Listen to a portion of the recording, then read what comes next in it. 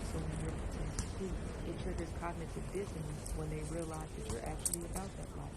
I'm not this way by magic. I like myself. I'm all that I got. So I don't compare myself to others. Unless they're comparing themselves to me. And even then, I'm still the one.